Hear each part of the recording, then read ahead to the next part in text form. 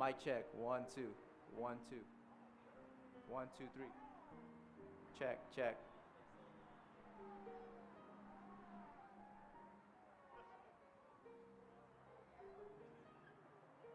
It's good?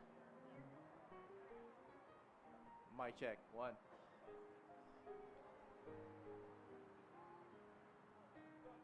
Mic check. 1, 2.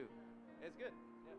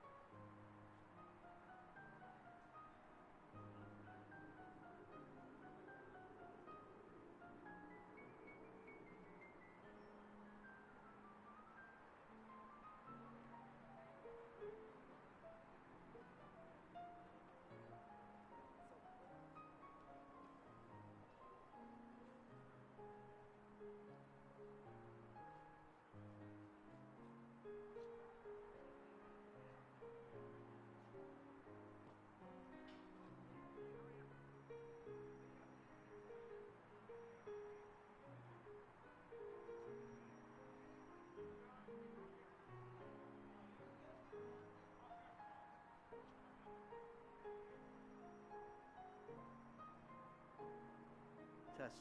Testing. 1, 2, 3. Testing. 1, 2, 3.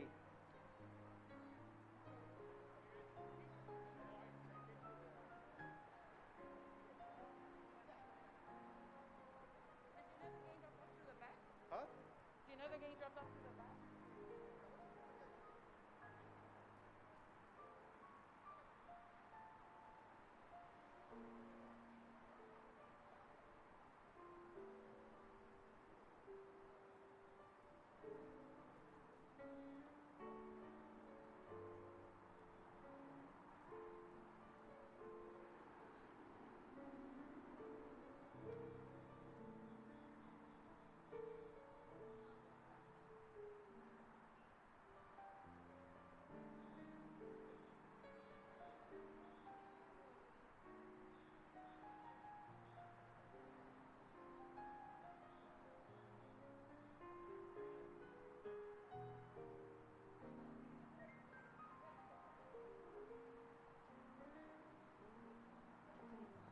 Testing 1, 2, 3. Testing 1, 2, 3. Can you hear it?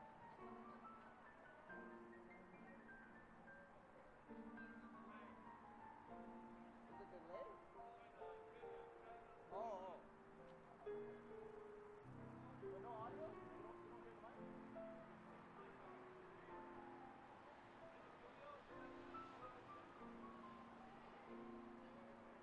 You're fine.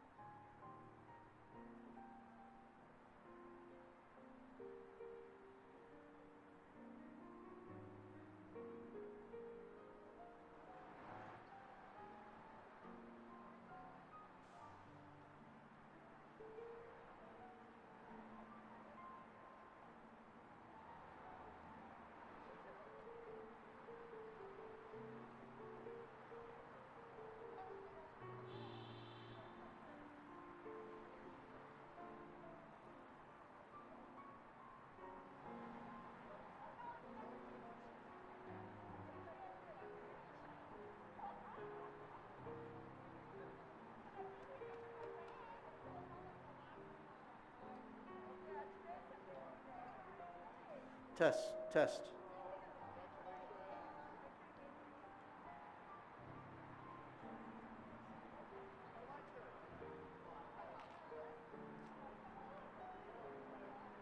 One second. Don't say it. I want to get shot.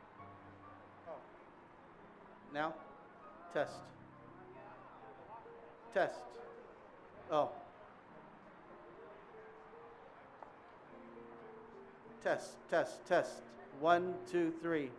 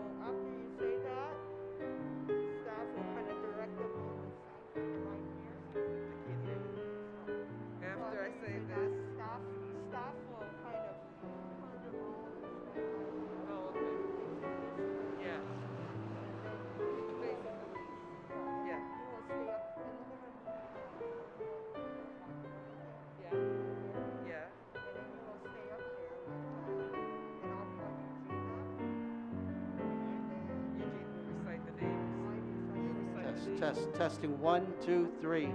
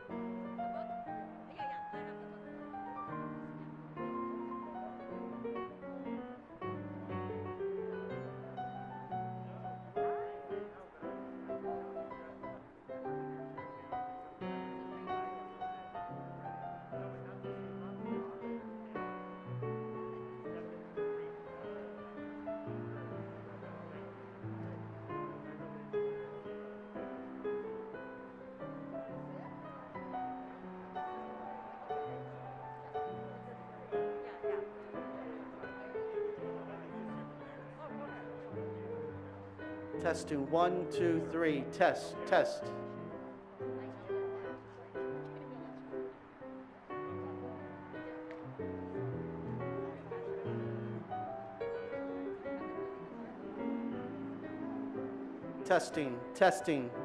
Test.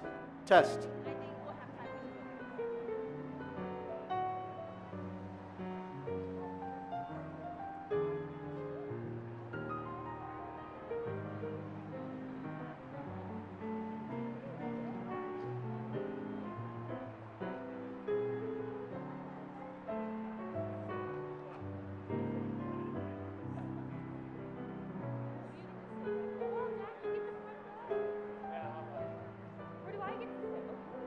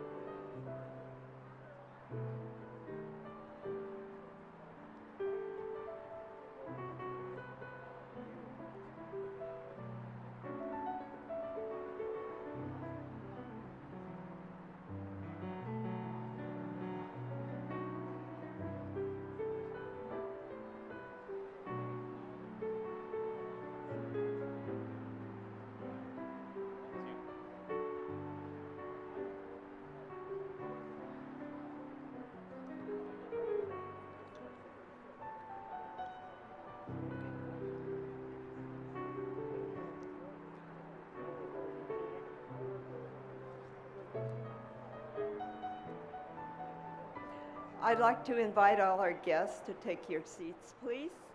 We're ready to start.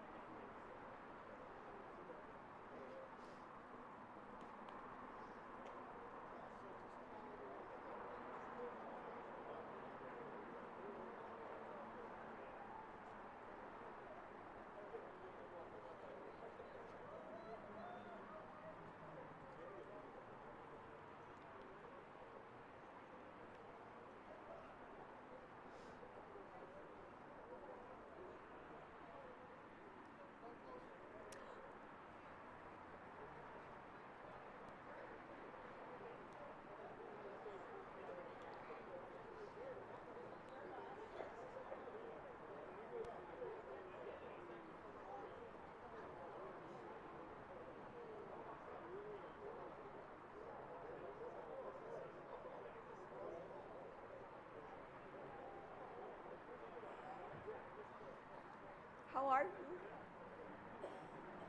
to see you.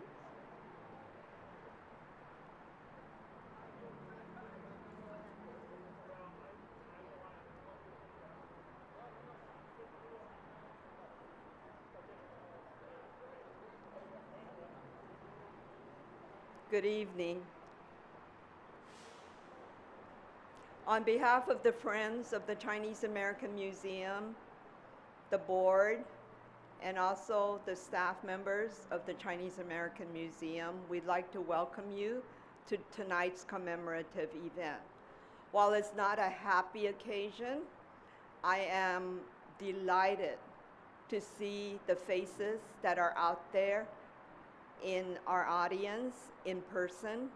And I would also like to welcome those of you who are live streaming and watching us virtually. This is the 10th anniversary of when the Chinese American Museum started our commemorative events for the Chinese Massacre. Looking out today, I see many new faces, and these are the new friends that we've made as we plan for this year's 150th commemorative event. But there are others who have been with us every year, and you're here with us once again this year. In the past, our commemorative events have been basically a family affair, a commemorative family affair. The Chinese American communities, our families, our leaders would come and join us as we pay our respects and weep over the horrible event that happened on October 24th. But this year is very different because now our village has grown. We have worked now for the last few months especially with new friends, new people, new awareness.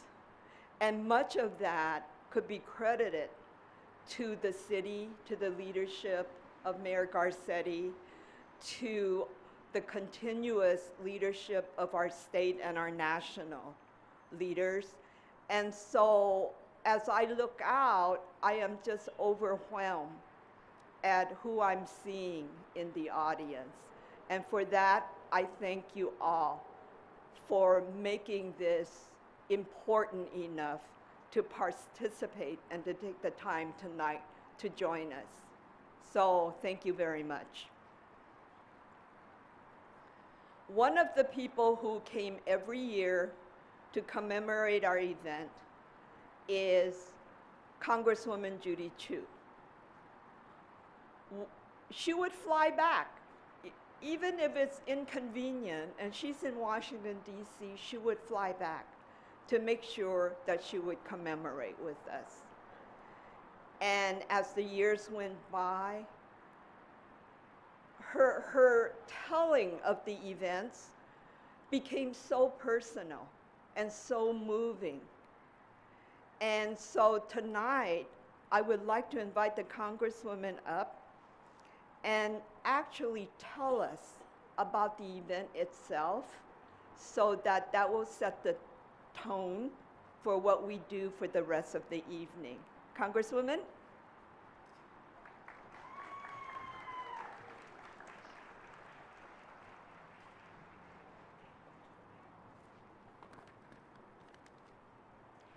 Today, we commemorate the 150th anniversary of one of the most horrific but least understood massacres in our country's history.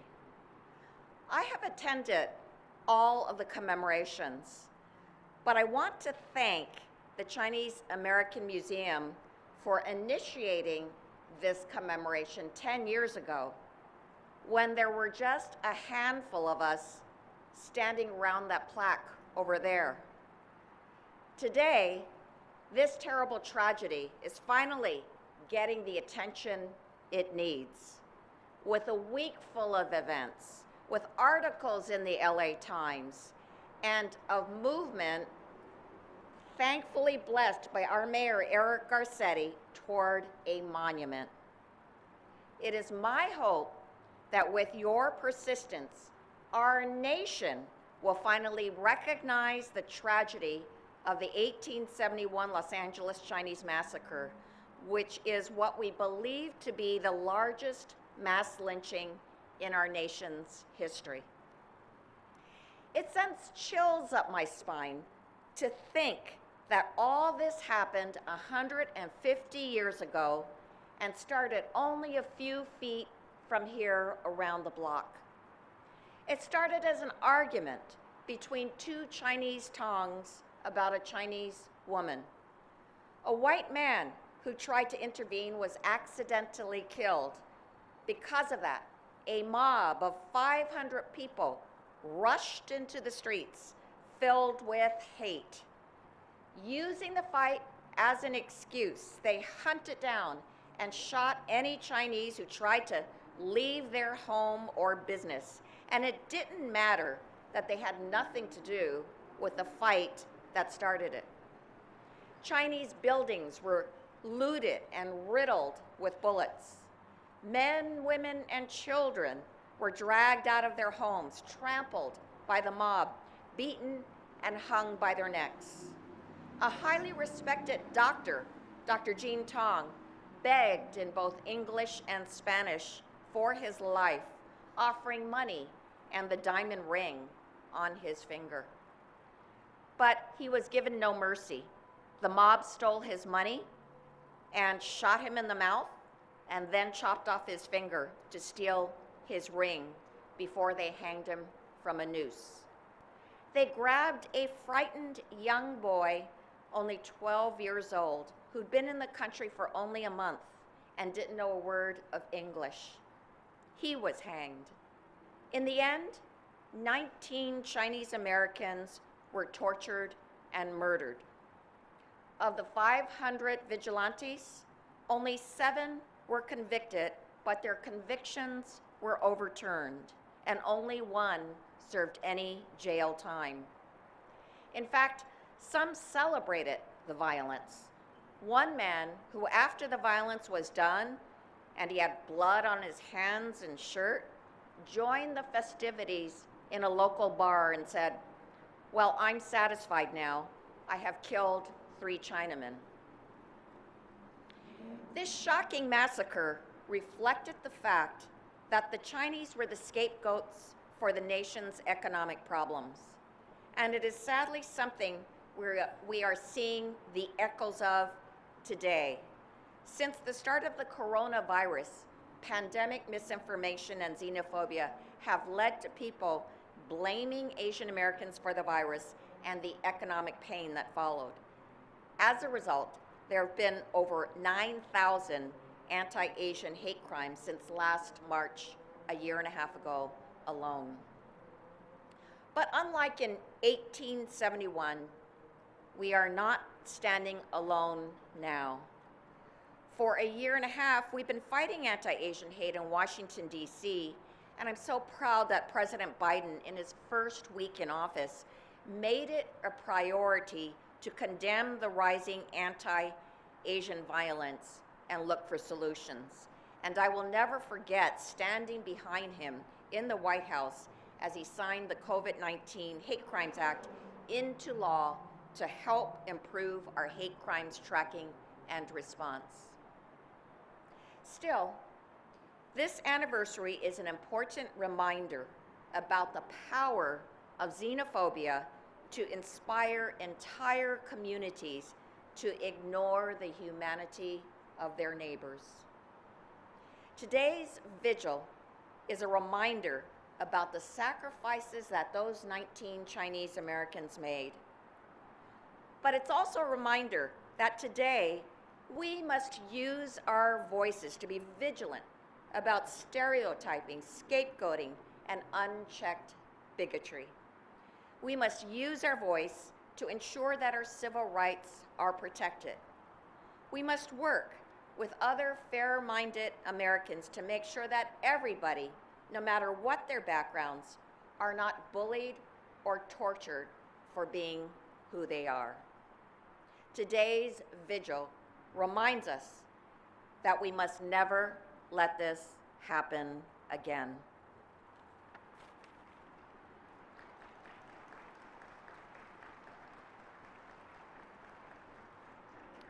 Thank you, Judy, so much.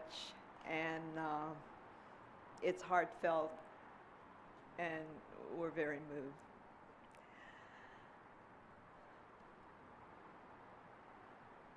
The reason that, okay, I'm going to start all over again. Y'all know, well, most of y'all know that I'm a teacher. And as I talk about the Chinese massacre to young people, they get angry. They actually get angry. They're angry because such a thing did happen in Los Angeles, but they're also angry because they said, why didn't I know about it? How was this covered up? Why didn't I study this in the histories? Why isn't anyone talking about it? And as we are now talking about it, I want to credit our mayor for his leadership and his vision, and looking at his design in his civic memory vision, because within it is the recognition that the massacre of 1871 happened, and it happened in his city. And so it's just incredibly good timing that the mayor is committed to doing what he wants to do and to right a wrong that he feels is a wrong. So I'd like to bring Mayor Garcetti up here now, and please welcome him. Thanks so much. Dr. Ewan Gay, let me start by thanking you and thanking all of the folks that have been commemorating and organizing around, not just in the tradition of the last 10 years, but of the last 150 years. When in this city, the year after this massacre, the Chinese community came to commemorate, and the year after that, and the year after that. I dare say probably the 50th anniversary, someplace here downtown, the community came together to keep this flame burning of memory, of history, for two reasons. One, because of the souls of those lost need to be remembered. And two, because we can't march forward if we don't face boldly the past, if we don't turn our faces to history to be able to move forward. Judy Chu, thank you. You're such an inspiration. You are not only a Los Angeles jewel, but a national jewel. And you remind us of why representation is so important. I think it's such a difficult time to live through, not only because of the most traumatic year of our lives, but as we unearth history, sometimes we see the tendrils of it cross each other.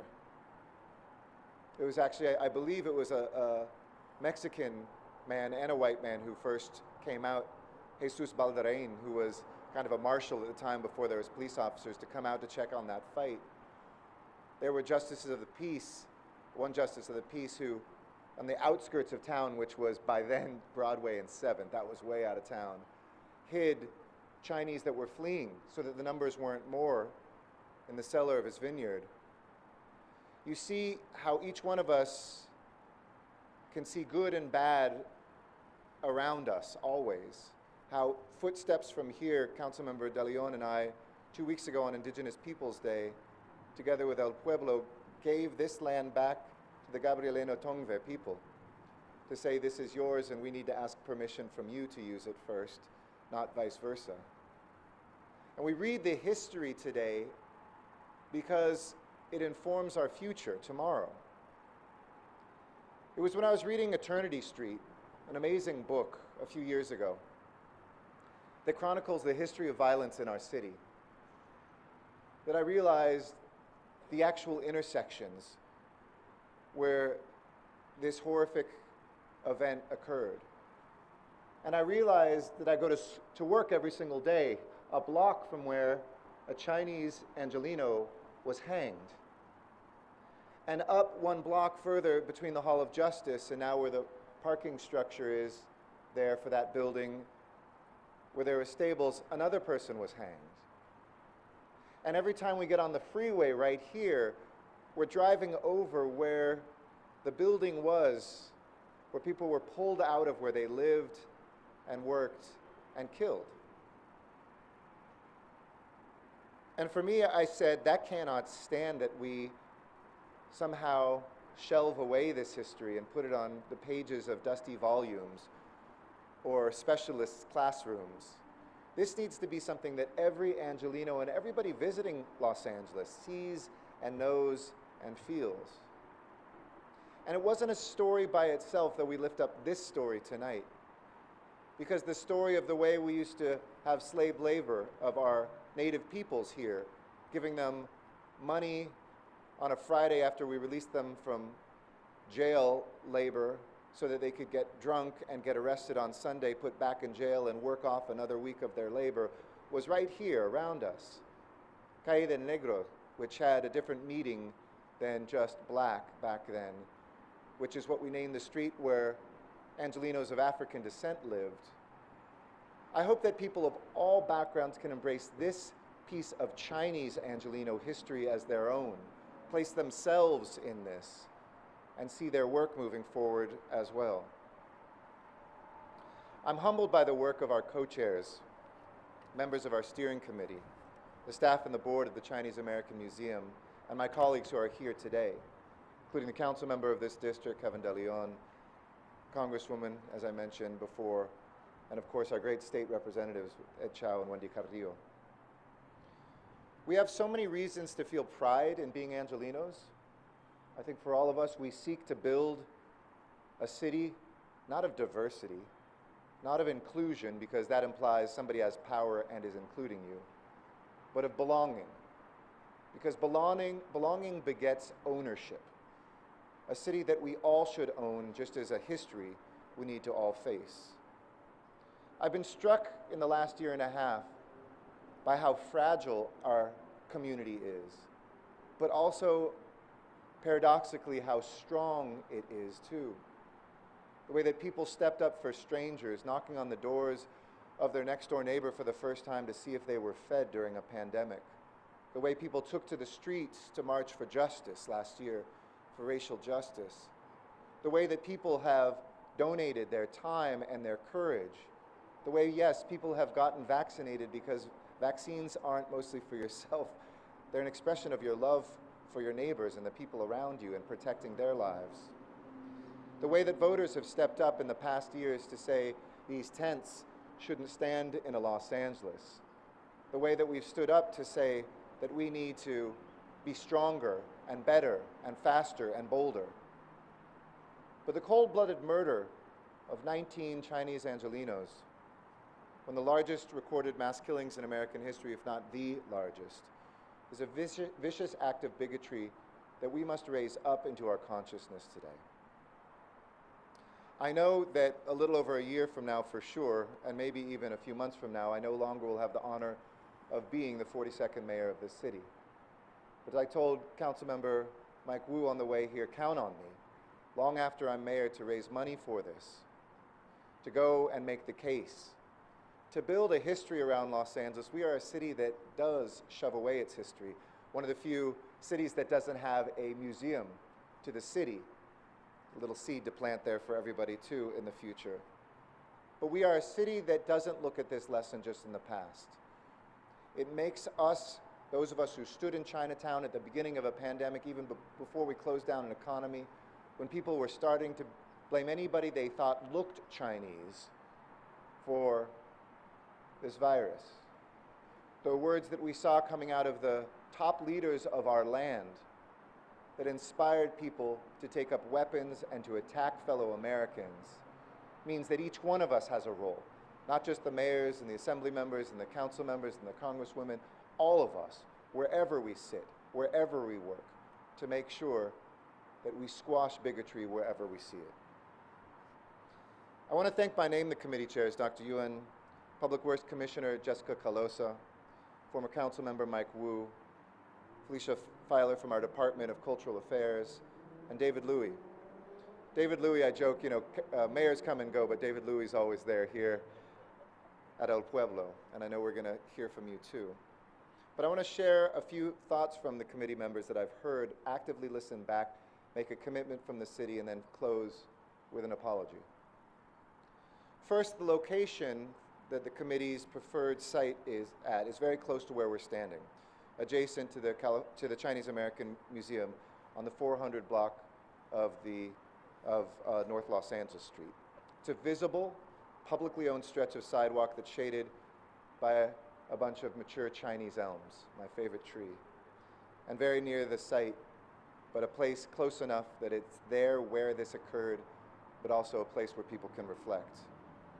The committee's also recommended a design selection process that's open to architects and artists and designers from around the world, and responsive to input from our Chinese American community here, so that we face, as we always do, a global city with an intensely local ownership.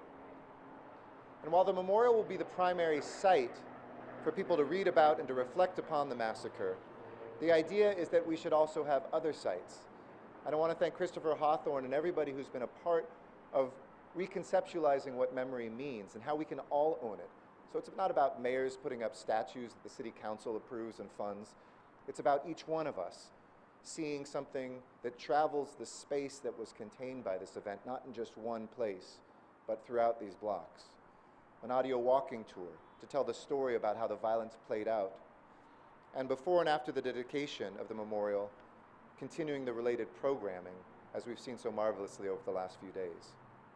I encourage you to learn more about this, especially those who might be watching today live on our stream, at civicmemory.la. This is a project we invite you to own here and the other stories across Los Angeles that for too long have gone untold. Finally, because we need to say it, I'm sorry. I'm sorry for this city. I'm sorry for those who were official representatives of this city and the violence that they begat. I'm sorry for the unchecked violence that happened, that took the lives of 19 of our fellow Angelenos. I'm sorry for the injustice that revisited their families when the sentences that were brought against some of the perpetrators were overturned and no justice was ever served. We are sincerely sorry. But we know that saying sorry needs to come with actions and not just words. Think about the descendants that would have been here today. Think about the children that were not born because their fathers were killed. Think about that 12-year-old child and how he would have changed Los Angeles. And then we understand that hate, when it manifests in violence, steals something from all of us. It steals our potential, it steals our dreams, and it steals our history. We will never forget this 1871 massacre. We will build, finally, the memory that it deserves, and we will learn from it to make sure that the dreams that we have and that they have can in some way be realized by the actions we take. Thank you, and God bless the memory of those fallen.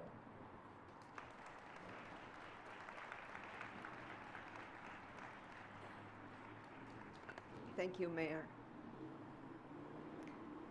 It meant a lot today for you to say those words. Thank you. For those of you who aren't really familiar with the Chinese American Museum, we are right there. And we're a city museum. We're part of the El Pueblo Historical Monument, proudly so. And we're also part of Council District 14. And I want to bring up now Council Member Kevin De Leon to give us a few words of our relationship together in terms of his council district and the work that we do as a Chinese American museum. Council member?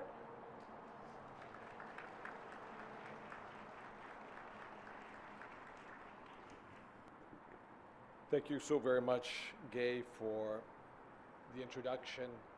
Mr. Mayor, I want to thank you very much for your eloquence, for your elegance, for your deep, heartfelt, profound apology to the Chinese American community. It is something that resonates with each and every one of us. Congressman Judy Chu, as Mayor Eric Garcetti just mentioned a few moments ago, you are indeed a jewel not just of Los Angeles, but the entire nation. To our wonderful Assemblywoman who represents us and fights for us each and every day, who represents us up in our great state capital, Assemblywoman Wendy Carrillo, muchas gracias por todo lo que has hecho para nosotros. To my good friend next door, Mr. Ed Chow, Ms. Yolande, I thank you very much for your incredible leadership as well, representing us in the state capitol. And I know my good friend Mike King was just here just a few moments ago. I want to also recognize Mike King, former Assembly member, one of my colleagues.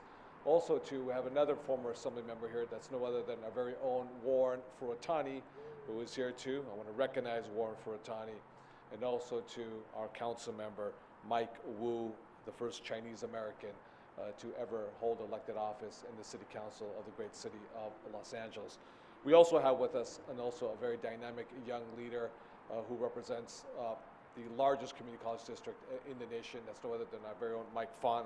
Mike Fong, thank you very much. And also we have our city council member from the east of us in the city of Monterey Park with us. We have Peter Chan as well too. Council member, welcome very much. David Louie, thank you very much for your incredible leadership. And our executive director, our CEO of El Pueblo, Arturo Chavez, thank you so very much for the incredible leadership that each and every one of you have displayed. Today, as we all know, we gather in solemn remembrance to acknowledge the worst atrocity in our city's history of 240 years. The savage, as well as horrific, massacre of 18 Angelinos at the very birthplace, right underneath our feet, El Pueblo, the birthplace of the great city of Los Angeles. No doubt, as we all know, this was a racially motivated massacre perpetrated by a white mob against innocent Chinese immigrants, plain and simple. At the time, Chinese immigrants were, quite frankly, relatively new to the city of Los Angeles. With a population of roughly 5,700, the population of Chinese Americans was at merely 10%, only 172 in total. And according to the late historian William Mason, the first Chinese immigrants to Los Angeles were Luce and Fu, who arrived in 1858, just 2 years prior to the founding of the Republic of the great state of California. Most arrived from Guangzhou, China, or the Canton region of China. They came to LA fleeing food shortages, famine, poverty in the countryside. And like most ethnic immigrants, they came here and working the most grueling jobs, mining, agriculture. And also, like most new ethnic immigrants, they were marginalized and forced to live in ghettos, apart from the established and growing Angelino population. In fact, many don't know that where we're standing today is actually the original Chinatown, as well as Union Station. Where Chinatown stands today is not the original Chinatown. One could say that forced relocation or forced gentrification, if you will, started back in the 1800s with our own Chinatown community. And by the late 1860s, the Los Angeles News and Los Angeles Star newspapers started publishing vicious editorials and commentary, articles already targeting Chinese immigrants, intentionally using negative stereotypes and disparaging depictions. These editorials and articles instilled and perpetuated fears that these new immigrants were taking jobs from other Angelenos. The sentiments that resemble almost exactly the current political rhetoric, hostile attitudes that we hear today of all of our immigrant communities. In fact, this hateful antagonism directed at Chinese immigrants back in 1871 was a powder keg building up. All it needed was a spark. And yes, they got that spark. As our Congresswoman Judy Chu just articulated so well just a few moments ago, that spark happened today, October 24th, 1871, in what was then known El Callejón de los Negros, the city's infamous vice district along Aliso Street and Los Angeles. As we know very well what took place. But the event was a prelude of more discrimination, more hostile racism against Chinese Americans. In fact, the very legislative body that both Ed Chow, Warren Furutani, Mike Ying, and today Wendy Carrillo, and that I had the honor to represent in both the red as well as green carpet. That California state legislative body would in fact go on to enact discriminatory laws targeting Chinese immigrants in order to discourage further immigration from China to California. And they sought to severely limit the success of Chinese laborers already here. There were already 20,000 Chinese men working in the state of California, building the great transcontinental railroad that opened up the largest economy in the United States of America, the 5th largest economy on planet Earth today. These laws that were perpetuated on both the green and red carpet, the very carpet that both Assembly member Ed Chow, Wendy Carrillo, and myself, that we served on, these laws denied Chinese Americans in California the right to own land or property, the right to vote, the right to marry a white person. They denied children of Chinese descent access to our public schools and denied Chinese immigrants the right to bear arms. It sounds like a precursor to Proposition 187 back in 1994. Some of these laws authorized the removal of Chinese immigrants to outside town and city limits and denied Chinese laborers employment in public works projects. They even denied them the right to fish in our own waterways and unfairly taxed Chinese businesses and individuals who employ Chinese laborers. These laws, in fact, would inspire a congressman, a California congressman from up north, Placerville, just south of Lake Tahoe, or I should say somewhat west of Lake Tahoe. This, in fact, California congressman who was inspired and motivated by the California state legislature took our law to Washington, D.C. That became, back in 1888, the Chinese Exclusion Act, born, inspired, and motivated in our very home state of California. We know that it unleashed decades of more discrimination and abuse against Chinese immigrants. And for me, this history is not just profoundly wrong, but it's personal, because it's also my roots originating from Guangzhou.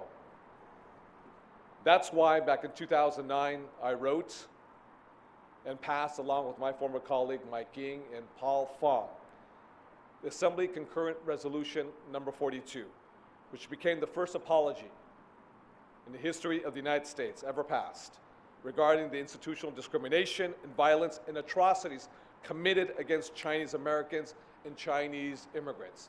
It served as a model for other state legislative bodies and for the Congress, with Congresswoman Judy Chu and then Congressman Mike Honda from San Jose, who carried that measure at the federal level. In fact, the same racist attitudes and editorial attacks that sparked the Chinese American Massacre of 1871 went unchecked and grew into centuries worth of racial abuse and discrimination. And as Mayor Eric Garcetti just articulated so eloquently well, it emerged in full force over the past 20 months. What Gay just mentioned a few moments ago, we all witnessed the surge of anti-Asian American hate because of the coronavirus. Following our former president's racist verbal attacks, we saw a clear spike in violent attacks against our senior citizens, against youth and families. These acts cannot be overlooked. And that's why, on the 6th of October, along with the leadership of the City Council and our Mayor Eric Garcetti, we submitted a motion that commemorates October 24th, 1871. It commemorates the lives that were lost and the reason why they were lost. I'd like to say that we're here because of Ah Wing, Dr. Chi Long Tong, a physician, Chang Wan, Liang Hui, Ong Long, Wan Fu, Tong Wong, Ah Lu, Dei Ki, Ah Wang, Ho Hing, Lo He, Ah Won, Wing Chi, Wong Chi, Ah Kot, and Wa Xinhua. These are the human beings. These are the Chinese. These are the Chinese Americans. These are the Angelinos whose lives were taken away so ruthlessly, hung by the gallows. As was mentioned, the worst lynching in American history. These names today are lifted in honor of their bravery to stake a place of their lives here in Los Angeles and for their resilience in the face of bigotry. They were and will forever be Angelinos, founders who paved the way for millions of others to make California their home. And we remember their lives and the tragedy of their deaths as a reminder that bigotry and discrimination cannot be denied the humanity to each and every one of us. Mr. Mayor, I can't stress enough to you, this is, I believe, from the Chief Executive Officer of the second largest city in America, the first official apology that you articulated so eloquently, so passionately to the Chinese American community, to all of Los Angeles. And I want to join you. I want to echo you on behalf of the council member of CD14, also that apology to not just Chinese and Chinese Americans, but to all Angelinos for the horrific crime that was committed against Angelinos back in 1871. We stand strong together as Angelinos because of the rich mosaic, the beautiful tapestry of who we are, regardless of the hue of our skin and who we are and where we come from, who we love, which God we pray to, and yes, regardless of our legal status. We're all human beings that are deserving to be treated with dignity and respect.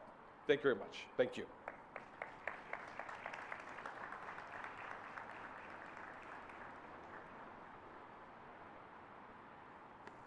Thank you so much, Council Member. I talked about Congresswoman Judy Chu being here for every commemoration we've had at the Chinese American Museum. And Assemblymember Ed Chow also holds that title because no matter how busy it was, no matter what day of the week it fell on, and we understand that the Assembly member is a family man who really holds his family close to his heart, and yet he still would make time to come to the commemoration, no matter what day, what time it is, and we appreciate that very much. So, Assemblymember Chow, would you come up and say a few words to us?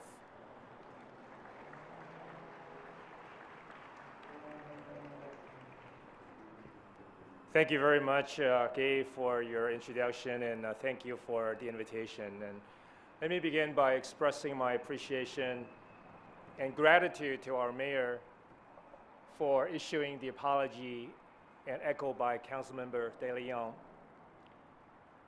It means a lot to me, and it means a lot to the community. So thank you very much.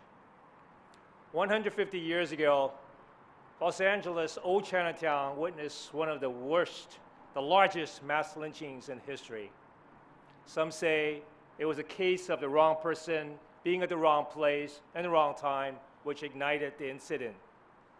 Regardless, the end result was 19 Chinese immigrants were tortured and hung by a mob, and one of them was as young as 12 years old. The incident didn't occur in a political vacuum, but during a time period of deep institutional racial bigotry. It was a period of growing anti-Chinese discrimination here in California that ultimately climaxed in the passage of the Chinese Exclusion Act of 1882, which placed the stringent restrictions on immigration in US history, banning all immigration of Chinese laborers. It's also important for us to remember the underlying conditions that led to the 1871 massacre, especially in light of the present-day xenophobia that has skyrocketed during this COVID-19 pandemic. It's really saddening to read the recent report by the LA County Human Relations Commission, which states that anti-Asian incidents increased by 76%. Ladies and gentlemen, there's much work to be done. We must never forget that our nation is a melting pot that has continued to be rejuvenated by newcomers. It is our willingness and ability to embrace and harness our diversity that makes the United States such a great country. That is why in 2016, I authored and passed a law, AB 2864, to acknowledge and bring awareness to two key pieces of our history that capture the Chinese American experience. As we heard earlier, we all know that since their arrival, Chinese Americans have played a significant role and made substantial contributions in California and the United States, among others, as builders of the Transcontinental Railroad and other critical infrastructure, as we also heard earlier. The legislation also reminds all Californians of the Chinese Exclusion Act of 1882 as being one of the most discriminatory laws in the country that singled out and mentioned a specific ethnic group, the Chinese, from immigrating to and becoming naturalized citizens of the United States. AB 2864 also highlights these two major components of our history and brings into our state K-12 educational curriculum the opportunity to remedy gaps in the teaching of our history, and not to forget the systemic racism that took place in our state and our nation. It also emphasizes the important role that our diverse communities play in building America. It is absolutely crucial that we educate our students who represent our next generation of leaders, movers, and shakers, the history of the Chinese American experience. Earlier this year, I also authored and passed ACR 55, which commemorates October 24th, 2021, as the 150th anniversary of the Chinese Massacre of 1871. ACR 55 is important because the state of California is now on record to officially remember the Chinese Massacre of 1871. The resolution passed unanimously. I hope that taken together, the legislation and resolution, along with our community efforts to combat the rise in hate incidents, will make a much needed difference. I want to thank the leadership of the Chinese American Museum for their work over the years, for preserving our past, our history, so that we can plan and learn from it and plan for the future.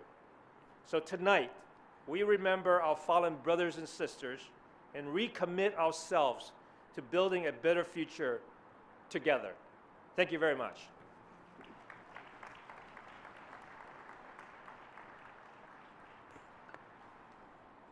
Thank you, Assemblymember Chow. As we work these last few months, this last year, not only on the programming for the 150th anniversary of the Chinese Massacre, but also for looking at how we visualize and implement the mayor's 1871 monument and other projects. It took not only local, it took not only state, it took not only national visions, focus, but also our own Chinese American community and also our county offices. I was appointed one of the commissioners of the County Human Relations Commission. And that was the first time I had the opportunity to work with the county agency. And so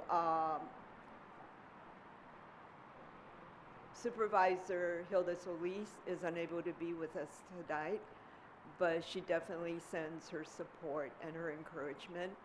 And her deputy, our friend Huang Wen, is here. And Huang, would you say a few words on behalf of the supervisor?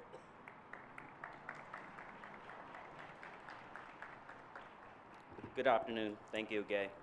Mr. Mayor, Assembly members, Council member, and Congresswoman. My name is Huang Wen. I'm here representing Supervisor Hilda Solis, who's chair of the Metro Board and also chair of the Board of Supervisors. And on her behalf, I want to thank the incredible work of our very own Dr. Gay Yuan, our commissioner, the Chinese American Museum, the steering committee members and co-chairs, all the volunteers and staff. Truth-telling is the first step towards healing and reconciliation. In order to truly move forward, we believe that we must be clear-eyed about the past. It isn't enough to learn American history through the eyes of the so-called victors. It is time we tell the stories that were not often heard. 150 years ago today, a community suffered an immeasurable loss. Among those who were killed was the Chinese community's only physician, which is to say that the consequences of that day were long-lasting. And the remnants of that racism still linger on today, which is why we're here, to begin the process of healing through education. We know that there is a lack of awareness about this massacre and the many instances of violence against Chinese Americans and other communities throughout our history. And it is so critical to tell these stories, not to bring up the pain of the past, but to ensure that we are clear-eyed about the future. That is why Supervisor Solis is proud to co-author the motion with Mayor Garcetti at the Metro Board to start this work with our partners. And we hope to continue to uplift the voices of those who have been historically marginalized, whose stories deserve to be told. Thank you.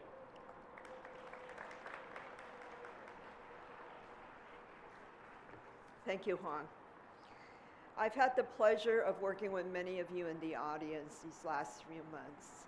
And there's just amazing people that, old friends, new friends, and hopefully they're lifelong friends, because we will be doing things together as we try to right these wrongs.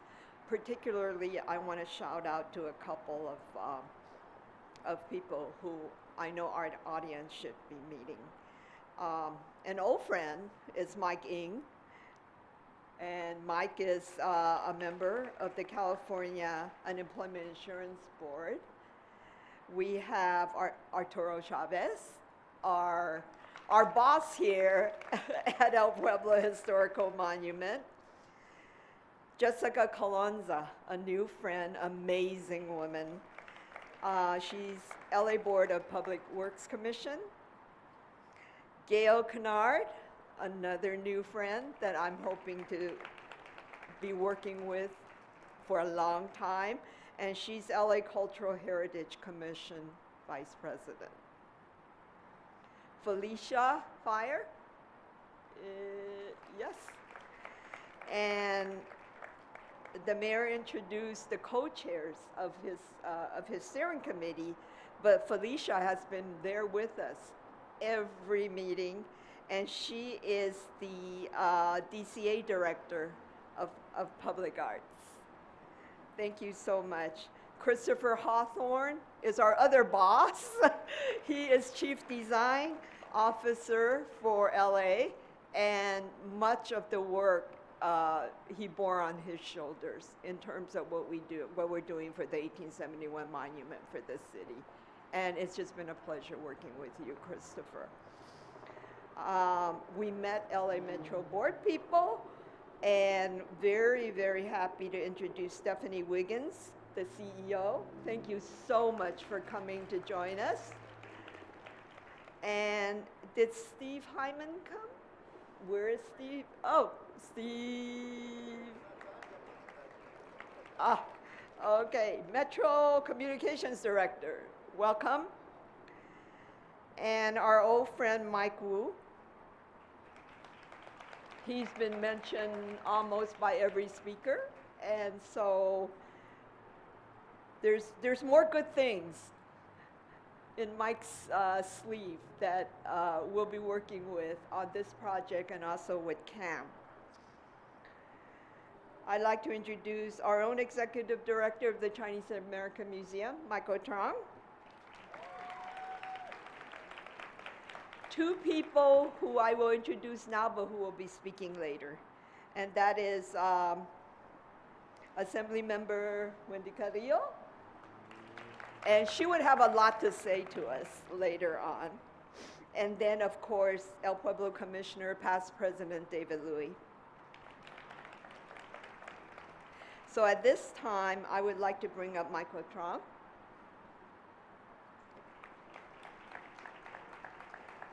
By the way, with all your compliments about our week of programming, it's all Mike. It's all his hefty, lifting with his wonderful team of staff members. Thank you, Gabe, for the introduction. I'd like to thank everyone for joining us in front of the museum, and for those tuning online. I'm Michael Trung, and many of you heard my story, that I began my career at the Chinese American Museum in 2005 as an intern. And I represent now, after 2 years, the Executive Director of the Chinese American Museum. Between then, thank you. Between then and now, I often give tours in the museum. And when someone asks, why is this story important? I simply answer, we must learn from the past, so tragedies like the Chinese Massacre of 1871 do not get repeated again. With the start of the pandemic, this phrase has such a different meaning. We know that this massacre was not the start of violence against Chinese, but it was the combination of anti-Chinese hate that spread throughout America. The dangerous rhetoric of yesteryears, the Chinese must go, has transformed to what my generation often heard growing up, where are you really from? To now simply go back to China. So from history, we know that the dangerous language will lead to violence, and yet anti-Chinese rhetoric often used today is so prevalent that it gives license to be violent against our own community. So now I ask myself, and ask all of you, what have we really learned? Today completes the 8 days of programming for the Chinese American Museum to commemorate the 150th anniversary of the Chinese Massacre of 1871. I would like to thank the board, the staff, the panelists, and the artists who have come together to develop this week of programming. While some of them are watching us virtually, I'd like to acknowledge those who are sitting in the audience that have not already been recognized. Marcos Aguilar, Jason Chiu, who is a moderator for one of our programs, Hao Hong, Tom Jacobson, who wrote their play, The Chinese Massacre Annotated, Stuart Koh and Pat Lee, here representing Cathay Bank and the generous grant that supports this program, Cameron Lee Wong, John Wong, Lee Wong, Jeff Liu, our very own Julie Foon, Marie Vallis, Elaine Ru, Scott Sech, and Leland and Peggy Sun, the founders of the Sun Yat-sen Center Foundation. And we have from the CCBA, the Chinese Catholic Benevolent Association, Maywar Lau, Ernest Lee, and Angela Kai. And last, I'd like to introduce the Board of Trustees President, Los Angeles Community College District, Mike Fong. I would also like to acknowledge our staff, Rochelle Schumard, Ambrose Leon, Kavan Ecaselio, Maya Lee, and Ashley Lee. They are all exhausted, but is dedicated to making sure that we're able to do what we do. And I want to again thank everyone I listed earlier for taking the challenge, for trying to answer the question, what have we learned? Through a diverse series of programming that explored the history, the politics, and the social conditions that led to the violence and its impact on Los Angeles a century and a half later. Throughout the months of planning, I heard from many of you what I constantly hear being here at the Chinese American Museum, that when you talk about this tragedy to others, you have to stop and explain the history as it's never been told before. I stand here 17 years after the museum's opening, after completing this week of programming, and I realize what we have learned is not the right question to ask. What we should be asking ourselves, how can we, as a society, learn from this if we've never been taught this story? All of us stand here today in solidarity, knowing that it's our erasure of our history, the failure of our society to tell our story, which allows racism and violence to fester. The founders of the Chinese American Museum had the foresight to create a space to preserve Chinese American history and tells our story with the understanding that we need to tell our story accurately and with our own words. CAM is committed to ensuring that our community will continue to have a space that our history can not only be told, but is heard and not forgotten. But we need your support. CAM recognizes the achievements made by our ancestors, but also remember its dark times that they faced, the Chinese Exclusion Act or the Chinese Massacre of 1871, that these tragedies not only expose our grief and sorrow within our own history, but also signifies our strength and perseverance as a community that can overcome. We must learn, we must acknowledge, and we must remember. We commemorate today the lives lost of the Chinese Massacre because we believe that all stories should be known. If you're living in Los Angeles, living in California, or living in the United States, the museum tells your story. And know that the Chinese American Museum is committed to telling America's story. And tonight, we're telling our story. Thank you so much.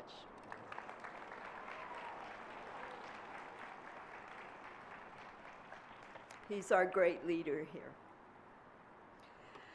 Now I would like to introduce you to another new friend that I met not too long ago. We were actually picking up trash in Chinatown in May when we had the Asian American Heritage Month. And we both had our masks on, and she didn't know me and I didn't recognize her, but we were having a lot of fun picking up trash, didn't we? And then as we got to talking, I realized she was my assembly member here at the Chinese American Museum. And so accessible, so friendly, so willing to listen, and so willing to listen with her heart. And as we talked about what our dreams are for the museum that are especially connected to the 150th anniversary of the Chinese Massacre, we talked about how she can help. And she did help. So I'd like to introduce our Assembly member, Wendy Carrillo, and she will tell you about a very special project that she's doing with us.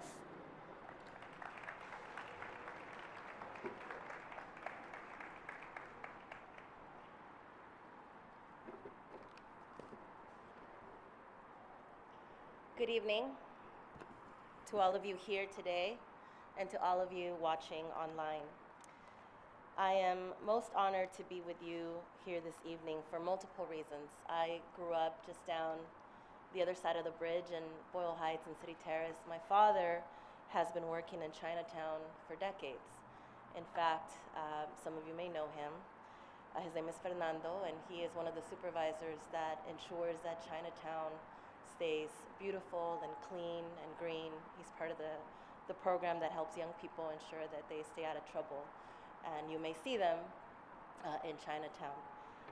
Chinatown has been part of my family's history as immigrants to this nation, just by simply crossing a bridge. And we have always felt that it was home. And I share that with you because I believe that the immigrant experience, no matter where you come from, the city of Los Angeles is such a unique place. You can go anywhere in the world in the city of LA. And most importantly, it is its people that make it what it is and that make it thrive and that make it beautiful.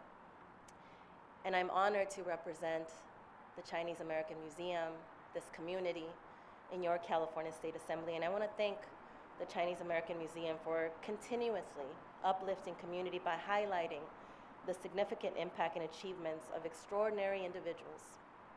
Your contributions led to the advancements of Chinese Americans in Southern California and Los Angeles and beyond. And what we have learned in the last 19 months of the COVID-19 pandemic has shed light not only on our history, but an escalation and a resurgence of xenophobia against our AAPI community. A few months ago, we had the opportunity to commemorate a vigil just a few blocks from here in Chinatown against AAPI hate. And I want to thank LA Public Works Commissioner Jessica Calosa for working with my office so diligently and closely, the first Filipina American elected, appointed to that commission, to ensure that, yes, please give her a round of applause for that amazing appointment and for being a barrier of breaking history, and ensuring that the voices of AAPI community members and stakeholders were a part of that conversation, as they should be. We oftentimes have to listen more than speak, and I'm thankful for the partnerships. Today, we commemorate and memorialize the 150th anniversary of the Chinese Massacre of 1871, and we honor the lives lost, 18 beautiful souls, residents of the City of Angels. And we cannot move forward until we acknowledge the wrongs of our past. I want to take this moment to just share with you something that inspires me that some of you may have heard before, but I believe that it is the foundation of where we grow and how we move forward. In the very early years of the founding of this nation, one of the founding fathers, John Adams, went to France and was seeking money and funding for the Revolutionary War. And he wrote a letter to his wife. I often call it a love letter. And in this letter he writes, "My beloved, I wish that I had the time to explain to you the beauty of the gardens of Versailles, but I don't, because I must get back to work. And I must go study politics and war so that our sons have the liberty to study mathematics and philosophy, so that their children have a right to study art and music." And to that end, I believe that that is the founding of this nation.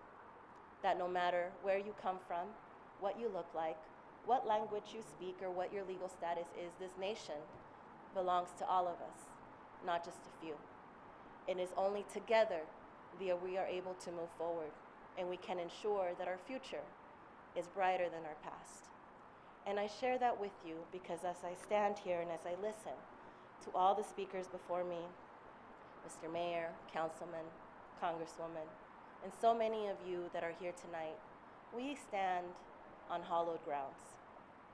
It is easy to just simply drive by and not see, not recognize, not feel the history of this city. But to know, Mr. Mayor, as you pointed out, just a few blocks from here by City Hall, just a few blocks by the freeway, just a few blocks in that direction, there are lives that were lost.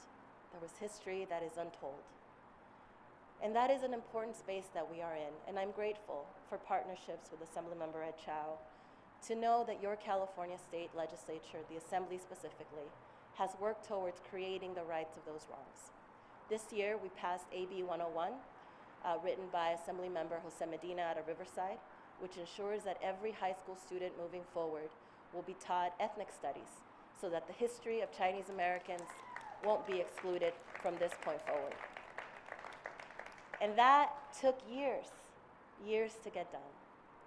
I have the privilege of serving as one of the chairs of a budget subcommittee in our state budget committees.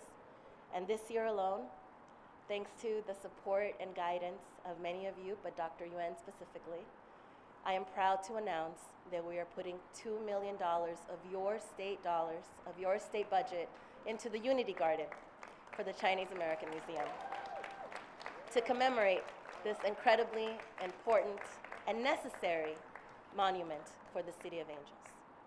I share all that to say with you that there is still much more work to be done.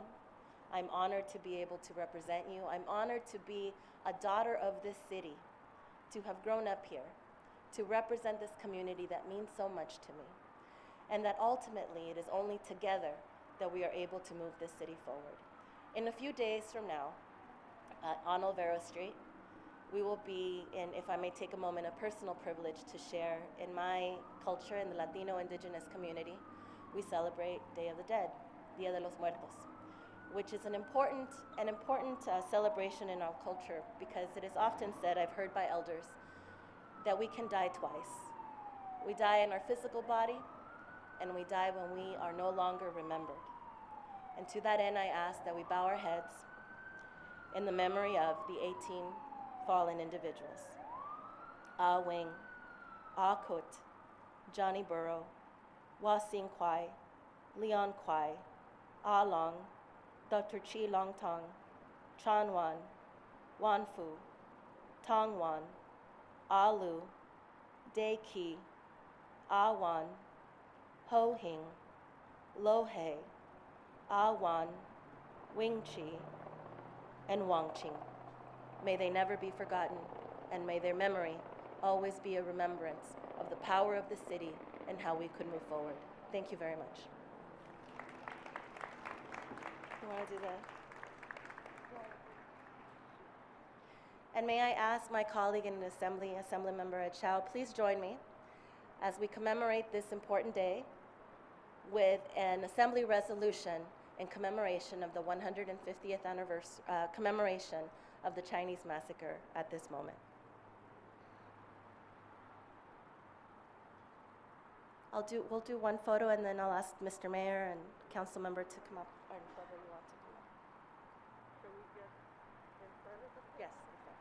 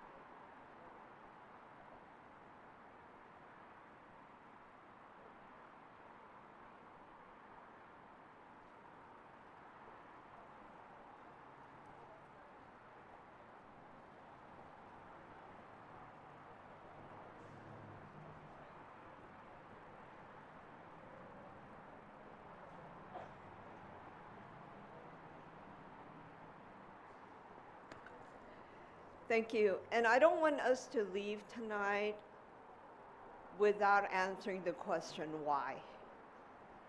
Why are we doing this? Why are we sitting here in the cold shivering, right? Crying, tearing up. Why are we doing this when it happened 150 years ago? And I want somebody who started, actually he's the one who started the commemorations at the museum without knowing it. He did something that he felt was right, and he did it. So I want to bring Commissioner David Louis up to tell his story about why he did it. And then afterwards, because Assembly Member led us in prayer, we will then go and bow in commemoration of the victims. Assembly, Commissioner, I gave you a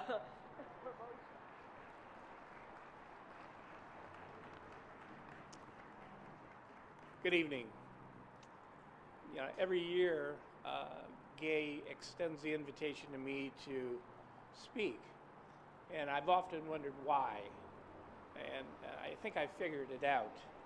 I think she looks at the progress that has been made, and it begins with ignorance, and she's always highlighted my portion of being the ignorant person.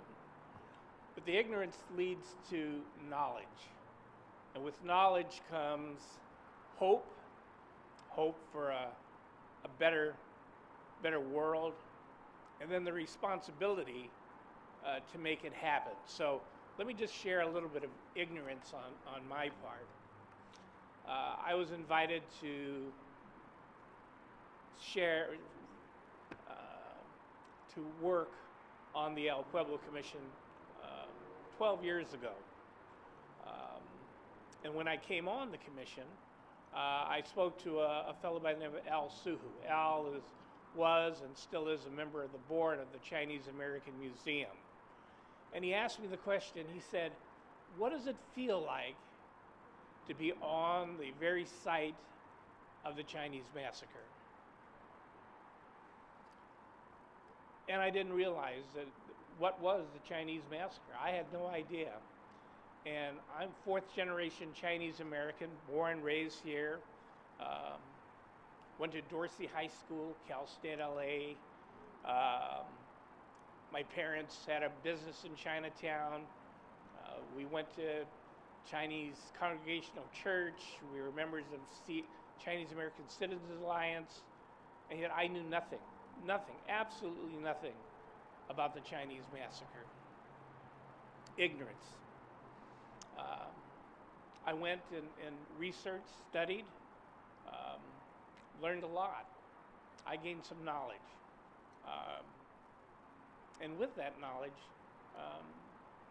came the hope for the future, to make things better. That year, which is just about a dozen years ago, I grabbed my youngest son on October 24th and came out 7 o'clock in the morning and said a few words of respect, tried to apply some dignity, and paid our respects to those 18 souls. And it occurred to me that, you know, how we view our past will influence how we imagine our future, and that it was my responsibility to make sure that my sons understood what had occurred. So we did that, and the next year we had invited a small circle of friends and came out and had a ceremony here, and I still have the photograph of that group, and a lot of the folks that are here were there at the beginning. Sue Ellen and her husband, Mike Ng, William Estrada, Ridley Thomas, Al Suhu, Jean Moy, George Yu. In Arturo, you'll know that we actually rang the El Pueblo bell, which we're not supposed to do, in memory of each one of those that had passed. But the other person that was there was Gay Ewan. And Gay is a teacher, but she's also a proud and knowledgeable Chinese woman. And she took the lead from that point on. And in subsequent years, we've had this memorial and commemoration. So I like to think that as we look back over the dozen years, and maybe even as we look back over the last 150 years, that the best, I don't know if revenge is the right word, atonement, correction, the offset for those that have passed. What would be the best result going forward? I think the best result is creating a better Los Angeles. And I think that looking at all of you, that we've been pretty successful. I think our ancestors were living the life that they never had in their wildest dreams. So, thank you. There's a lot more work to be done, but thank you very much.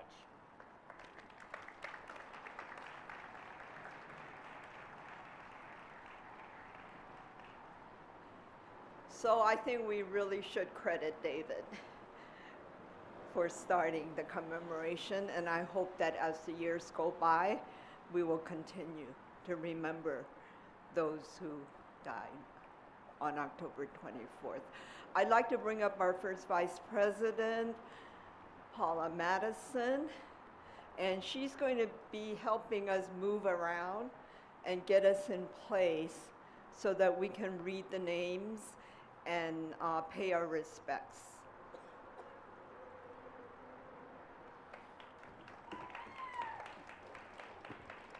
Thank you, Gay.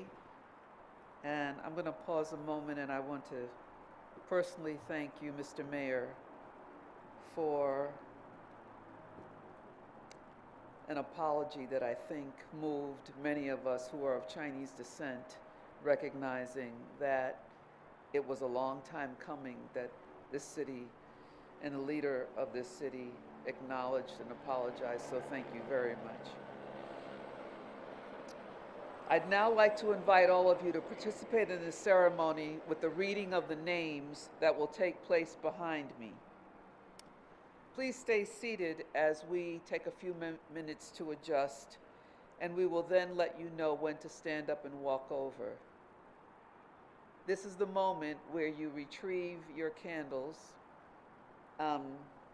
easy to turn on at the bottom. For the audience watching at home, please allow us a few minutes to position for the ceremony. Thank you very much.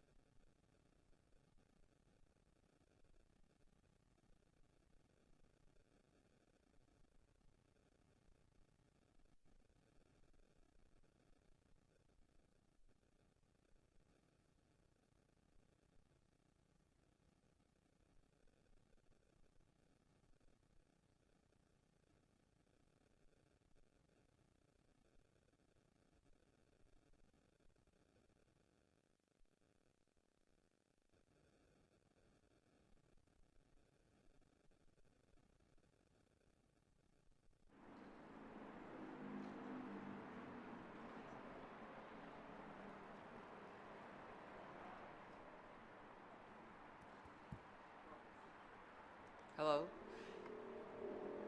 Friends, if you would please join us down here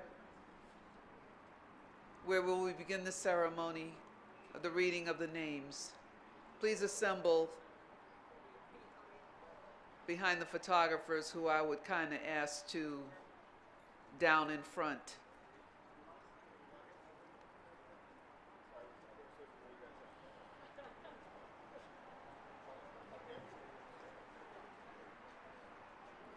Please come in and fill in around.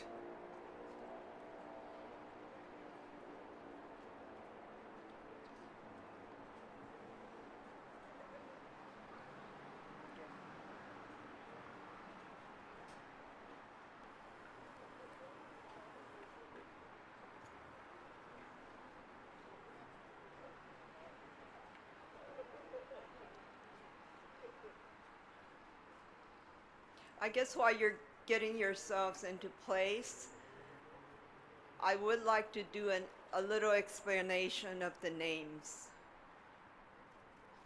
The names that we have written down are the names that were anglicized, and they were spelled out, and they were names that we were able to glean from English publications like in newspapers or in court documents in 1871. Unfortunately, we have nothing of the names that were written in Chinese characters. And for those of you even with a little bit of knowledge of Chinese, know that when you spell out Ah Fong, A-H-F-O-N-G, Ah is an endearment. So my name is Yun Guai Ming. Yuan is my last name, and Guai Ming is my name. Well, depending on whether it's my teacher, my parents, or whoever calling me, they could call me Ayun, right? Which is what maybe my colleagues and my schoolmates would call me. Or my dad used to call me Guai, which is the middle one. Or my uncle calls me Ming, right? And so when you see Fong, you don't know who the guy is. His last name could be Fong, his middle name could be Fong, his given name could be Fong. And so if we don't see the characters, in essence, these 18 or 19 people actually died nameless. And in Chinese culture, to die without a name and to die without being sent home, either your spirits or your body or your bones being sent home to be buried with your ancestors, is one of the most horrible things that could happen to somebody. And so even more so, I sympathize and I mourn for these 18 and 19 people. The other question we get is, how come some of you say 18 and some of you say 19 and some of you say, right? In essence, we have 18 names. We have a 19th name that supposedly was somebody of the massacre, a victim of the massacre, who died 3 days later from his wounds. So that name didn't show up in a newspaper. But if that's the case, how many more names didn't show up? Because we don't know how many died after that. And so we commemorate 18 or 19 because of the other one. And so the wreath that we have, and thank you for all the wreath sponsors, but the main wreath that we have actually also follows a traditional Chinese custom, which is we talk to our spirits through the sky. And so for the people that we don't have names for, we still commemorate them, we honor them, we remember them. And so we always have a 19th wreath when we commemorate them. I'd like to introduce Eugene Moy. For those of us in the Chinatown community, Eugene needs no introduction, and he's one of the founders of the Chinese American Museum, and we always have him helping us as we read the names. Ready?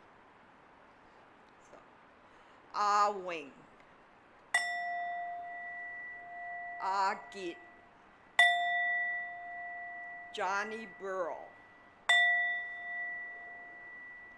華仙貴、梁貴、阿良、Dr. Tom,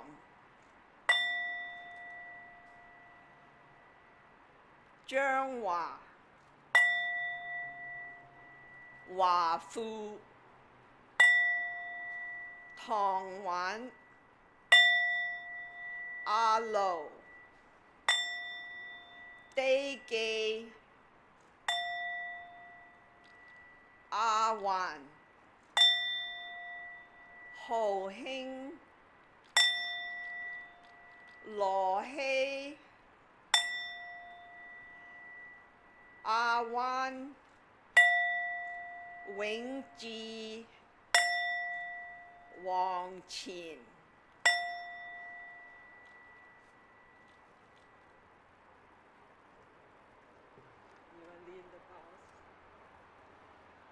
Paula and I then will lead you in the bows.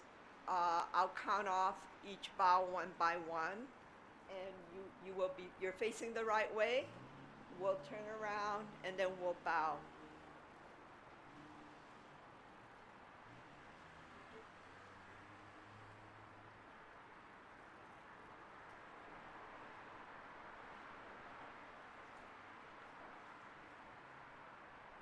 Bow number one. Bow number two. Bow number three.